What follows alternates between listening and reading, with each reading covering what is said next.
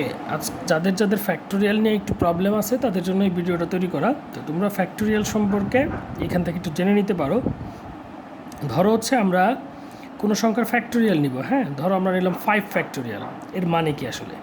এর মানে হলো 1 থেকে 5 পর্যন্ত যতগুলা পূর্ণ সংখ্যা আছে, 1 থেকে 5 পর্যন্ত যতগুলো পূর্ণ সংখ্যা আছে তাদের গুণ। তার মানে কোনো কিছুর ফ্যাক্টোরিয়াল মানে 1 থেকে ওই সংখ্যা পর্যন্ত যতগুলা পূর্ণ সংখ্যা হবে ততগুলা সংখ্যার গুণফল, ঠিক আছে? তার মানে কোনো কিছু ফ্যাক্টোরিয়াল যখন নিব আমরা তখন এটা একটা ধনাত্মক পূর্ণ সংখ্যাই হইতে হবে, ঋণাত্মক সংখ্যা বা ভগ্নাংশের ফ্যাক্টোরিয়াল হয় না। কেন হয় না এটা আমরা আসলে বিন্যাস ক্লাসে ডিটেলস আলোচনা করব। আপাতত যেটা জেনে রাখো সেটা হচ্ছে 5 ফ্যাক্টোরিয়ালের মানে হচ্ছে 1 থেকে 5 পর্যন্ত গুণ। এভাবে যদি আমি লিখি 10 ফ্যাক্টোরিয়াল, এর মানে কি? এর মানে হলো 1 থেকে তুমি একদম 10 পর্যন্ত যতগুলা পূর্ণ সংখ্যা পাবা, মানে যার ফ্যাক্টোরিয়াল ওই সংখ্যা পর্যন্ত যতগুলা পূর্ণ সংখ্যা আছে তাদের সবার গুণফলটাই হচ্ছে 10 ফ্যাক্টোরিয়াল। তাহলে আমি যদি লিখি n ফ্যাক্টোরিয়াল, n যদি কোনো স্বাভাবিক সংখ্যা হয়ে থাকে তাহলে n ফ্যাক্টোরিয়াল মানে হলো 1 2 3 4 এইভাবে কোন পর্যন্ত? n পর্যন্ত গুণ। তো n এর আগের সংখ্যাটা হবে n থেকে 1 কম, তার মানে n-1। এরকম ফ্যাক্টোরিয়াল মিনিংটা হচ্ছে এরকম। তাহলে 10 ফ্যাক্টোরিয়ালকে কিন্তু দেখো আমরা যেহেতু লিখলাম 1 2 3 4 5 6 7 8 9 ইন্টু 10, তার মানে এটাকে এরকম লেখা যায় যে 1 থেকে 9 পর্যন্ত গুণ, মানে 9 ফ্যাক্টোরিয়াল ইন্টু 10 এরকমও লেখা যায়। মানে 1 থেকে 10 গুণ, এটাকে এইভাবে না বলে আমরা বলতে পারি যে 1 থেকে 9 গুণ তার সাথে 10 গুণ, হ্যাঁ, কথাটা সেম। তাহলে সেই অনুযায়ী আমরা যদি 12 ফ্যাক্টোরিয়াল লিখি তাহলে আমরা লিখতে পারি যে 11 ফ্যাক্টোরিয়াল ইন্টু 12, আবার 11 ফ্যাক্টোরিয়ালকে লেখা যায় 10 ফ্যাক্টোরিয়াল ইন্টু 11, আর ওই আগের যে 12টা রয়ে গেল সেটা। এইভাবে যে কোনো ফ্যাক্টোরিয়ালকে আমরা ভাঙাই নিতে পারি। তাহলে যদি আমরা n ফ্যাক্টোরিয়ালকে ভাঙাই তাহলে কী পাবো? n ফ্যাক্টোরিয়ালের মানে হলো n মাইনাস, মানে আগের সংখ্যাটির ফ্যাক্টোরিয়াল সাথে লাস্ট যে উৎপাদকটা থাকবে সেটা n। তাহলে দেখো এই জায়গায় আমরা যখন 10 ফ্যাক্টোরিয়াল লিখেছিলাম সেখানে মোট 1 থেকে 10 পর্যন্ত 10টা উৎপাদক ছিল। তো এখন আমরা একটা কাজ করতে চাই, এই 10 ফ্যাক্টোরিয়ালকে আমরা 9 ফ্যাক্টোরিয়াল দিয়ে ভাগ দিতে চাই, তাইলে রেজাল্টটা কত পাবো? হ্যাঁ, তো 10 ফ্যাক্টোরিয়াল ডিভাইডেড বাই 9 ফ্যাক্টোরিয়াল মানে হলো উপরে তোমার 1 থেকে 10 পর্যন্ত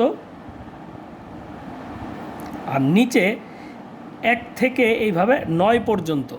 তো দেখো উপর উৎপাদক হচ্ছে 10টা, নিচে উৎপাদক হচ্ছে 9টা।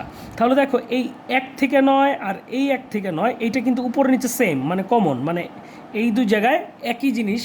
তাহলে উপরে শুধু একটা উৎপাদক বেশি, এই জন্য হচ্ছে 10। তার মানে এই 9 আর 10 দুইটা ছিল ক্রমিক সংখ্যা, দুইটা ক্রমিক সংখ্যার ফ্যাক্টোরিয়ালের মধ্যে দুইটা ক্রমিক সংখ্যার ফ্যাক্টোরিয়াল যদি তুমি দেখো তাহলে দেখবা যে সংখ্যাটা বড় তার মধ্যে ওই সংখ্যাটাই শুধু উৎপাদক হিসেবে বেশি আছে। আবার বলতেছি, এটা হচ্ছে 9 ফ্যাক্টোরিয়াল, এটা হচ্ছে 10 ফ্যাক্টোরিয়াল, দুইটা পরপর ক্রমিক সংখ্যা। তো দুইটা ফ্যাক্টোরিয়ালের মধ্যে ডিফারেন্সটা কি? 10 ফ্যাক্টোরিয়ালের মধ্যে একটা উৎপাদক বেশি। কোন উৎপাদকটা? সে নিজেই, মানে 10 যে নিজে সে উৎপাদকটা বেশি। তাহলে আমি যদি এখন বলি তোমাদেরকে 11 ফ্যাক্টোরিয়াল ডিভাইডেড বাই 13 ফ্যাক্টোরিয়াল, এইটার ভ্যালু কত? তাহলে তুমি বলতে পারো 11 ফ্যাক্টোরিয়াল এর মানে হলো 1 থেকে 11, আর 13 ফ্যাক্টোরিয়াল মানে হচ্ছে 1 থেকে 13। তাহলে উপরে উৎপাদক সংখ্যা 11টা, নিচে উৎপাদক সংখ্যা 13টা। কী কী উৎপাদক? 1 থেকে 11 পর্যন্ত তো আছেই, এরপরে আরও দুইটা উৎপাদক আছে, একটা হলো 12 আর একটা হলো 13। তাহলে এই হলো উপরে ক্যান্সেল করে দিলাম আমরা, তাহলে নিচে পাবো 1/12 ইন্টু 1/13। এখন যদি তোমাকে বলে যে ভাই তাহলে 5 ফ্যাক্টোরিয়ালকে 6 ফ্যাক্টোরিয়াল দ্বারা ক্যান্সেল করো, তাহলে কী পাবা? তো 5 ফ্যাক্টোরিয়াল বাই 6 ফ্যাক্টোরিয়াল, তাহলে দেখো নিচে উৎপাদক সংখ্যা একটা বেশি, কোনটা বেশি? শুধু 6, এই জন্য আমরা নিব 1/6।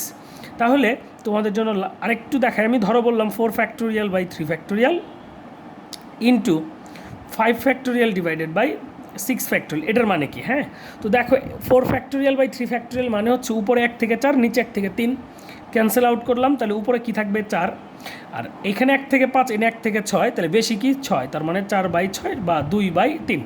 এখন আমরা যখন ম্যাথ করি, ম্যাথ করতে বেলা এই ফ্যাক্টোরিয়ালকে আমাদের প্রায় সলভ করার প্রয়োজন পড়ে। হ্যাঁ, তো আমি তোমাদেরকে দেখাই, যদি ধরো আমরা কোথাও লিখলাম এরকম n-3 ফ্যাক্টোরিয়াল, মানে n-3 এর ফ্যাক্টোরিয়াল ডিভাইডেড বাই n-2 এর ফ্যাক্টোরিয়াল। এখন সবাই খেয়াল করো, n যদি কোনো স্বাভাবিক সংখ্যা হয়ে থাকে তাহলে এখানে n-3 আর n-2 এই দুইটার মধ্যে কিন্তু কোন সংখ্যা হিসেবে বড়? অবশ্যই n-2, কেননা এখানে n থেকে 2 বাদ দেওয়া হয়েছে আর এখানে n থেকে মাত্র 3 বাদ দেওয়া হয়েছে। হ্যাঁ, তো এখানে যেহেতু ছোট ভ্যালুটা বাদ দেওয়া হয়েছে এই জন্য আমরা বলতে পারি এটা একটা বড় ভ্যালু আর এটা একটা ছোট ভ্যালু। এখন কথা হচ্ছে এই দুইটার মধ্যে তাহলে আমরা কিভাবে ক্যালকুলেশন করতে পারি? এটা হচ্ছে এখানে দেখো n-2 এর ফ্যাক্টোরিয়াল আর এটা হচ্ছে n-3 এর ফ্যাক্টোরিয়াল। তার মানে এটা যেহেতু এক বড়, তার মানে এখানে উৎপাদক সংখ্যা একটা বেশি আছে।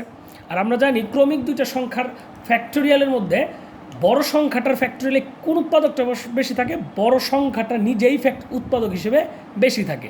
তার মানে এইখানে তো n-3 সংখ্যক উৎপাদক আছেই, শুধু একটা উৎপাদকই বেশি আছে, সেটা হচ্ছে n-2। তাহলে আমরা বলতে পারি এগুলার ক্যান্সেলে পাবো আমরা 1/n-2।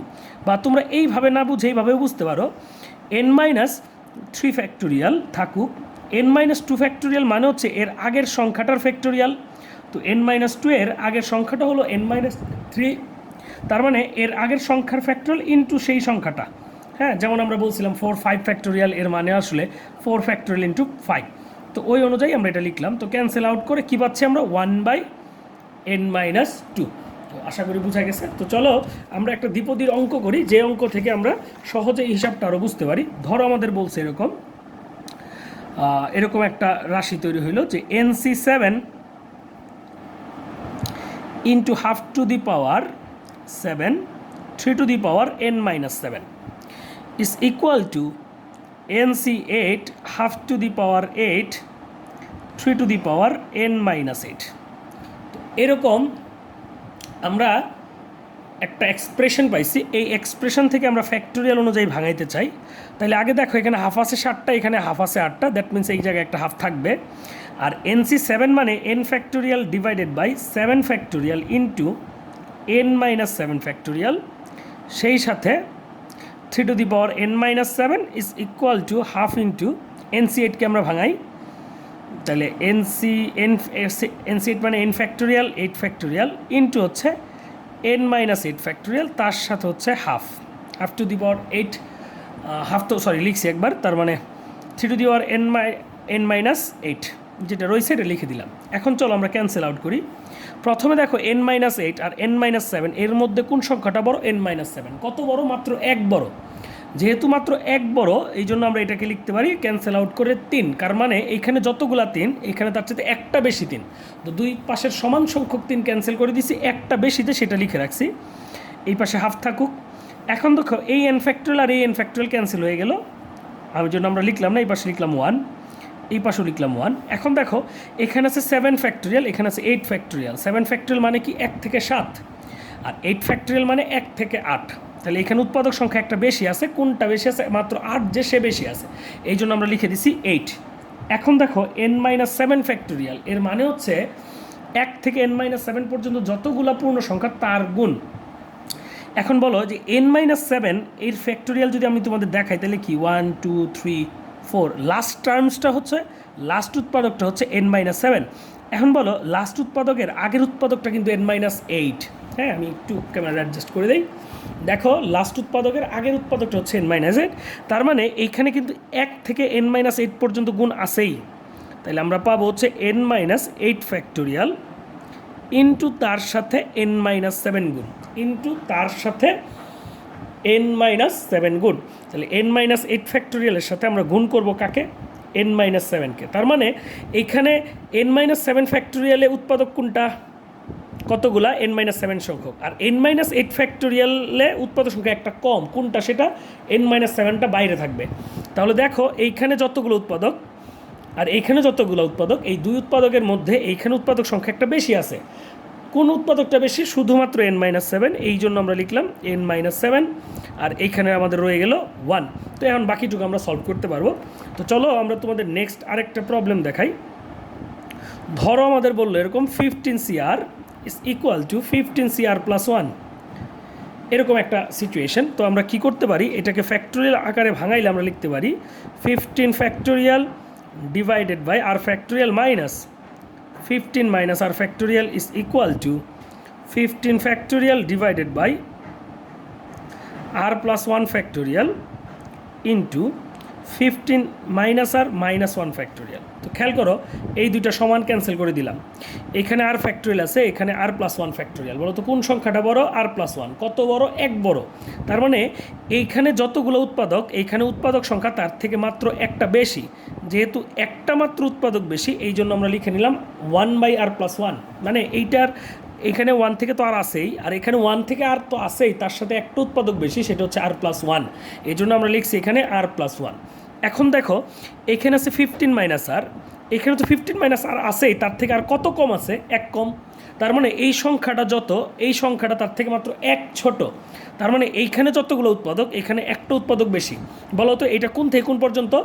এটা হচ্ছে 1 থেকে শুরু, কোন পর্যন্ত লাস্ট উৎপাদকটা? লাস্ট উৎপাদক হচ্ছে 15 মাইনাস আর থেকে 1 কম।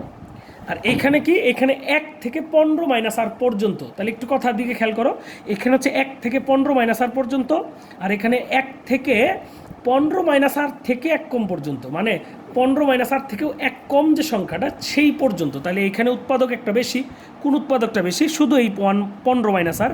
এই জন্য আমরা লিখলাম 15 মাইনাস আর, পরে যা করার তো করবো। তো এটা আসলে সাপোর্টিং হিসেবে আমি তোমাদেরকে একটু বুঝাই দিলাম। যাদের যাদের একটু সমস্যা আছে ফ্যাক্টোরিয়াল নিয়ে, তারা এটা একটু দেখে নিতে পারো। হ্যাঁ, ধন্যবাদ। আরও আমাদের কিছু জিনিস আছে, জিরো ফ্যাক্টোরিয়াল, নেগেটিভ সংখ্যার ফ্যাক্টোরিয়াল, এগুলো আমরা বিন্যাস চ্যাপ্টার পড়ার সময় আলোচনা করব।